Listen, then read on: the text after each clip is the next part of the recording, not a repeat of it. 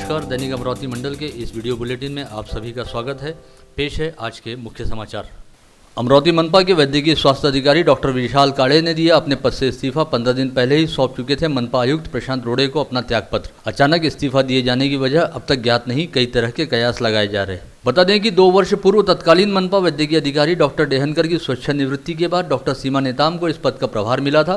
तब डॉक्टर काले ने अपनी सीनियरिटी के चलते इस नियुक्ति को हाईकोर्ट में चुनौती दी थी। इसके बाद उन्हें मनपा का स्वास्थ्य व वैद्यकीय अधिकारी नियुक्त किया गया था। अदालती लड़ाई के जरिए हासिल किए गए पद से डॉक्टर काड़े ने अचानक इस्तीफा क्यों दिया, इसे लेकर कई तरह की चर्चाएं चल रही हैं। ज्ञात रहे कि करीब 15 दिन पहले ही मनपा में शौचालय घोटाला उजागर हुआ था, जिसमें अब तक करीब 1.5 करोड़ रुपयों की हेराफेरी लगभग साबित हो चुकी है। वहीं 75 लाख रुपयों की हेराफेरी करने का प्रयास असफल रहा है। इस मामले के तार मनपा के स्वास्थ्य विभाग से भी जुड़ते नजर आ रहे हैं और इस मामले में डॉक्टर विशाल काड़े का नाम भी जोड़ा जा रहा है। संभवतः इस्तीफा देने के पीछे यह भी एक वजह हो सकती है, ऐसा कहा जा रहा है। इस संदर्भ में जानकारी हेतु संपर्क किए जाने पर मनपा आयुक्त प्रशांत रोड़े ने इस बात की पुष्टि की है कि मनपा के स्वास्थ्य अधिकारी डॉक्टर विशाल काड़े ने अपने पद से इस्तीफा दिया है। वहीं जानकारी हेतु जब डॉक्टर विशाल काड़े से इस संदर्भ में संपर्क किया गया तो उन्होंने ऐसी तमाम खबरों को कोरी अफवाह बताया और इस मामले में अब कोई भी टिप्पणी करने से मना कर दिया। समीपस्थ चांदूर बाजार क्षेत्र के माधान गाँव में देसी कट्टे के साथ 3 आरोपी गिरफ्तार हुए हैं। संचारबंदी के बावजूद इस समय जिले में धड़ल्ले से हथियार तस्करी हो रही है, ऐसा इस मामले के चलते साबित हुआ है। ऐसी एक घटना बीती रात 8 बजे चांदूर बाजार पुलिस थाना क्षेत्र के माधान गांव में घटी। ग्रामीण पुलिस के विशेष दस्ते ने गुप्त सूचना के आधार पर माधान गांव के पास नाकाबंदी की। इस समय यहां से गुजर रही हुंडई कार को पुलिस ने रुकवाया। कार में सवार सिरजगांव कस्बा निवासी आरोपी रचित कुम्भारे, संकेत ढोले व एक अन्य नाबालिग युवक सवार थे। कार में सिरजगांव निवासी आरोपी रचित कुम्भारे, संकेत ढोले व एक अन्य नाबालिग युवक सवार थे, जिनसे पूछताछ करने के बाद जब उनकी तलाशी ली गई तो उनके पास से एक देसी कट्टा, एक चाइना चाकू और एक नकली पिस्तौल सहित हुंडई कार, ऐसे कुल मिलाकर 1,60,000 रुपए का माल बरामद किया गया। इन तीनों आरोपियों को अदालत में पेश करने के बाद अदालत ने उन्हें 1 दिन की पुलिस कस्टडी में रखने के आदेश दिए हैं। पुलिस को उम्मीद है कि इन आरोपियों से हथियार तस्करी के बड़े रैकेट का पर्दाफाश हो सकता है। फिलहाल मामले में जांच और पूछताछ जारी है। स्थानीय गवर्नमेंट पॉलिटेक्निक कॉलेज के छात्र जैनम जयेश भाई राजा ने एयरक्राफ्ट मेंटेनेंस इंजीनियरिंग की कॉमन एंट्रेंस टेस्ट में समूचे भारतवर्ष से पहला स्थान हासिल किया है।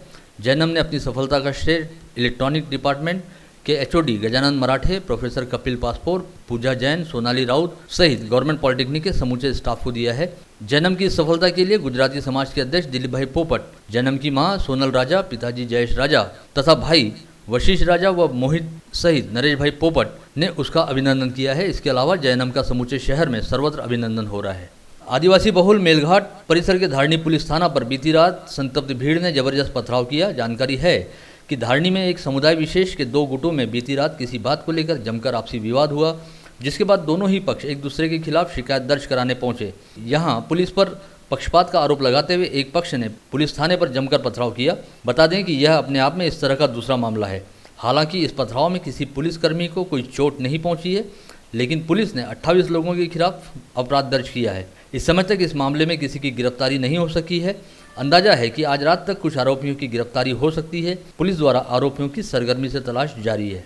अमरावती में कोरोना की रफ्तार अब भी बेतहाशा ढंग से आगे बढ़ रही है। आज पूरे दिन भर के दौरान अमरावती में कुल 49 कोरोना संक्रमित पाए गए, जिसके चलते यहां पर कुल संक्रमितों की संख्या बढ़कर अब 1276 हो गई है। आज अमरावती में 4 चरणों में कोरोना संक्रमित मरीज पाए गए, जिसके तहत सुबह सबसे पहले 16 लोगों की कोरोना रिपोर्ट पॉजिटिव आई, जिसके बाद दोपहर में 7 लोगों की कोरोना रिपोर्ट पॉजिटिव आई, इसके बाद 12 व शाम तक 14 अन्य लोगों की कोरोना टेस्ट रिपोर्ट पॉजिटिव आई है। मोर्शी में मिला कोरोना का तीसरा मरीज, पुनर्वसन कॉलोनी हुई सील। मोर्शी शहर के पुनर्वसन कॉलोनी निवासी 63 वर्षीय व्यक्ति को विगत 3-4 दिन पहले अमरावती के पीडीएमसी अस्पताल में इलाज हेतु भर्ती कराया गया था, जहां पर थ्रोट स्वैब सैंपल लिए जाने के बाद इस व्यक्ति की कोरोना टेस्ट रिपोर्ट पॉजिटिव आई है। यह जानकारी पता चलते ही मोर्शी पालिका प्रशासन द्वारा पुनर्वसन कॉलोनी परिसर को सील कर दिया गया है। बता दें कि मोर्शी शहर में इससे पहले कोरोना के 2 पॉजिटिव मरीज पाए गए थे और इस व्यक्ति के कोरोना संक्रमित पाए जाते ही मोर्शी शहर में कोरोना संक्रमितों की संख्या बढ़कर अब 3 हो गई है। अमरावती शहर से जिले के सभी ग्रामीण इलाकों में रविवार 19 जुलाई को जनता कर्फ्यू के दूसरे दिन हर ओर सन्नाटा दिखाई दिया। इस जनता कर्फ्यू के चलते जिला एवं पुलिस प्रशासन द्वारा हर ओर कड़ा पुलिस बंदोबस्त लगाया गया था। इसके अलावा नागरिकों की ओर से भी इस जनता कर्फ्यू को बेहद शानदार व स्वयं स्फूर्त प्रतिसाद मिला। उल्लेखनीय है कि रविवार को यूं भी जिले के अधिकांश इलाकों में व्यापारिक क्षेत्र बंद ही रहते हैं, लेकिन जिन इलाकों में रविवार को साप्ताहिक बाजार लगा करते थे, उन सभी इलाकों में भी रविवार 19 जुलाई को जनता कर्फ्यू के चलते पूरी तरह से सन्नाटा रहा और इस दौरान नागरिक गतिविधियां पूरी तरह से थमी रहीं। शहर में जनता कर्फ्यू जारी रहने के बावजूद अब भी कई लोग प्रशासन द्वारा दिए जाने वाले निर्देशों को सुनने के लिए तैयार नहीं हैं, जिसके चलते शनिवार व रविवार की सुबह कई लोग जनता कर्फ्यू के दौरान मॉर्निंग वॉक करने के लिए निकले। ऐसे लोगों के खिलाफ प्रशासन द्वारा अपराध दर्ज करने की कार्रवाई शुरू की गई है। जानकारी है कि शहर के विभिन्न पुलिस थाना क्षेत्रों के अंतर्गत जो नागरिक सुबह के वक्त बाहर घूमते हुए दिखाई दिए, उन लोगों को गश्त पर रहने वाले पुलिस कर्मियों द्वारा बीच रास्ते में रोककर पूछताछ की गई। साथ ही उनके खिलाफ फौजदारी मामले दर्ज किए गए हैं। इस समय अमरावती शहर को छोड़कर जिले के लगभग सभी इलाकों में झमाझम बारिश चालू है। अमरावती शहर में भी रविवार की दोपहर थोड़े समय के लिए मध्यम स्तर की वर्षा हुई। झमाझम बारिश के चलते इस समय नदी नाले पूरे उफान पर हैं। जानकारी है कि रविवार को वरुड़ में काफ़ी ज़बरदस्त बारिश हुई, जिसके चलते वरुड़ क्षेत्र से होकर बहने वाली चूड़ामन नदी में ज़बरदस्त बाढ़ आई हुई है, जिसके चलते प्रशासन ने नदी के किनारे वाले इलाकों में रहने वाले सभी लोगों को सतर्क रहने का निर्देश जारी किया है।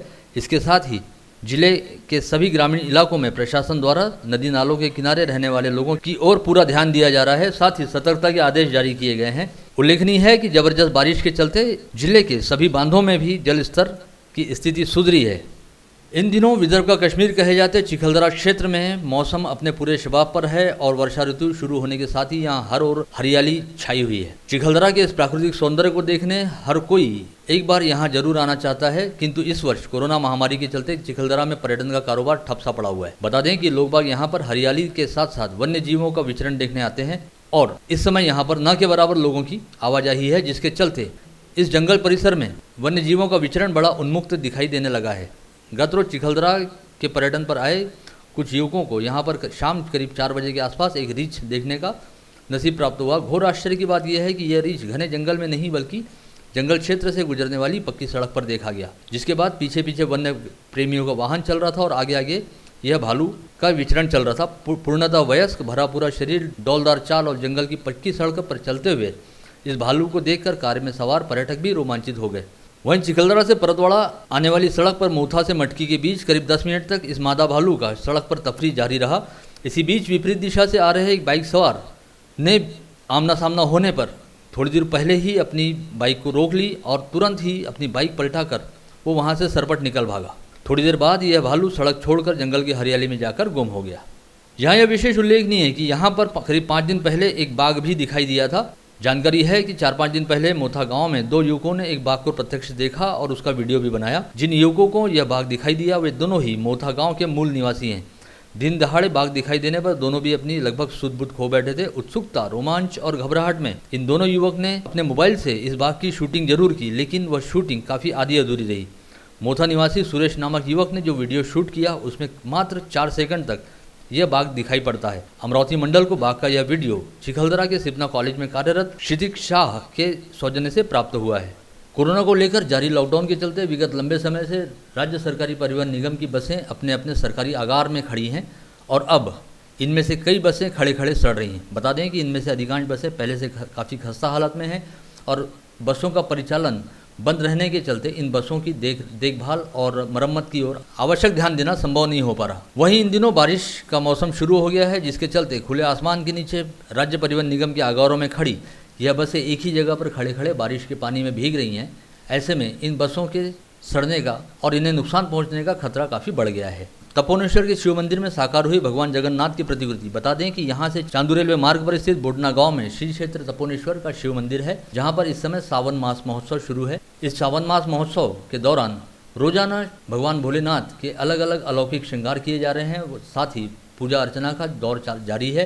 रविवार 19 जुलाई को यहाँ पर भगवान भोलेनाथ की शिवलिंग को भगवान जगन्नाथ की प्रतिकृति के तौर पर सजाया गया था। उल्लेखनीय है कि इन दिनों जनता कर्फ्यू और लॉकडाउन के चलते मंदिरों में भाविक श्रद्धालुओं की भीड़भाड़ काफी कम है, किंतु इसके बावजूद मंदिर के पुजारियों तथा प्रबंध समिति के सदस्यों की उपस्थिति में भगवान की सेवा और भगवान के विग्रह की सेवा और भोग आदि परंपरा का नियमित रूप से पालन किया जा रहा है।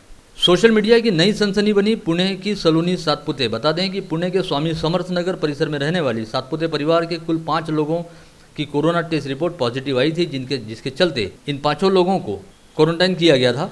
वहीं इस परिवार की सालोनी सातपुते नामक एक युवती की रिपोर्ट निगेटिव आई थी। धीरे धीरे एक एक कर 5 में से 4 लोगों की रिपोर्ट निगेटिव आने के चलते उन्हें अस्पताल से डिस्चार्ज दिया गया। साथ ही हाल ही में सलोनी की बड़ी बहन स्नेहल भी कोरोना से जंग जीतकर अपने घर वापस लौटी।